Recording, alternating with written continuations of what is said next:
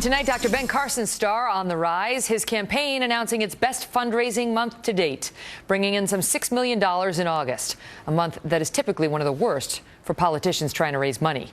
And then there's the recent Monmouth University poll out of the key battleground state of Iowa. Dr. Carson tied with Donald Trump there. We told you that the other night, followed by Fiorina, Cruz, and Walker rounding out the top five. Now the doctor finds himself facing a new bit of incoming. Brit Hume is our Fox News senior political analyst. Brit, good to see you. So before I get to what Trump is now saying about Dr. Carson, your thoughts on his rise and the reason for it?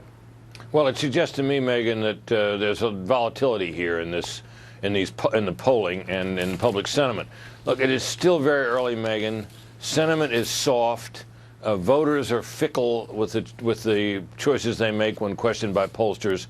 And if you look at the rise of Carson and the decline of Scott Walker in that Iowa poll, it kind of tells you all you need to know about this race.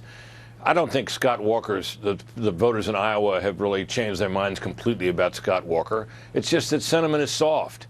And Ben Carson, had a great outing in the debate in the sense that his closing statement really kind of brought the house down and everybody loved it. And he's been kind of reflecting that ever since, and so he's having his moment.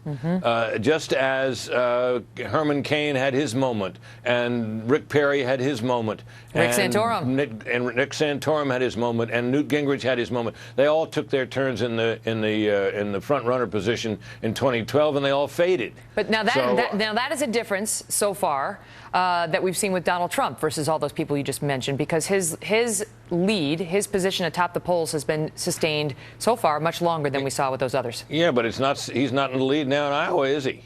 Well, he's tied. Well, I know, but that's not leading. I'm just saying that's for the lead. Well, that's right. But look, that's not bad. He's still in the lead, but people are beginning to gain on him, which wasn't happening before. All that was happening is that people were all kind of bouncing around many points behind him. Now somebody's risen to challenge him. I'm just saying it's early. There'll be a lot of this. And how this plays out is a long way from being decided. So it's no accident, most likely, that in an interview with the Daily Caller, Trump spoke of Dr. Carson today and began with the same line we heard about Jeb Bush. He talked about how he's nice and he's really a friend of mine. And he says, though, I just think it's a very difficult situation that he puts himself into. To have a doctor who wasn't creating jobs and would have a nurse or maybe two nurses, it's such a different world. I've created tens of thousands of jobs over the years. And so Trump is now paying some attention to Dr. Carson and may continue to. Well, we'll see how that plays out. You'll see how the people that have decided they rather like Carson react to that. There may be a lot of people who like Trump and like Carson. Will they like Trump more because he attacks Carson in kind of a mild and somewhat irrelevant way? He had those two nurses. Yeah, give me a break. I mean, look, these two guys have one thing in common.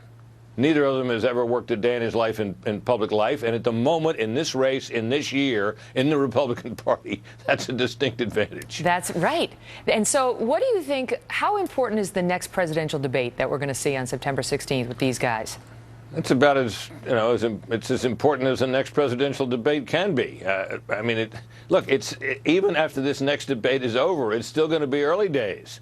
And we're still going to have a long way to go before anybody votes. And, the candidates who have a lot of money have still not unleashed that much of it on themselves and on each other. So we got a ways to go here. I mean, this has been fascinating. It's been the summer of Trump, and maybe it'll be the fall of Trump and the winter of Trump, too. But I think we're a long way from being able to say that. Last question before I let you go. The loyalty pledge. Good idea? Bad idea? What's the RNC doing? Well, they're trying to make sure that Donald Trump doesn't stay in the race and then go third party at the end and take all his supporters with him and elect a Democrat. That's what that's about. And in Trump's position, when you think about it for a minute, Megan,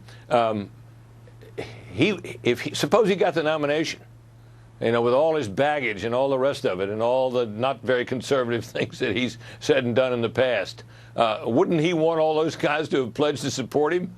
I think he would. So maybe he'd be wise not to resist this.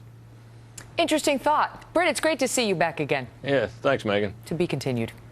Well, big news out of Baltimore tonight on the trial of those 6 police officers charged in the death of Freddie Gray. See what's next for these officers after 3 big rulings from a judge today. Martha are here. Should we say Martha is here? It's a combination of two people. It's difficult to know. Plus, a county clerk is refusing to help same-sex couples get married, and suddenly some media outlets are reporting on every piece of dirt they can find on this woman. Is that fair? Dana Lash has some thoughts. She's here next. We are not issuing marriage licenses today. So Based on what? I would ask you all to Why are you not go issuing ahead marriage and licenses today? because I'm not. Under Why? whose authority are Whose you not authority? issuing Under licenses? God's authority.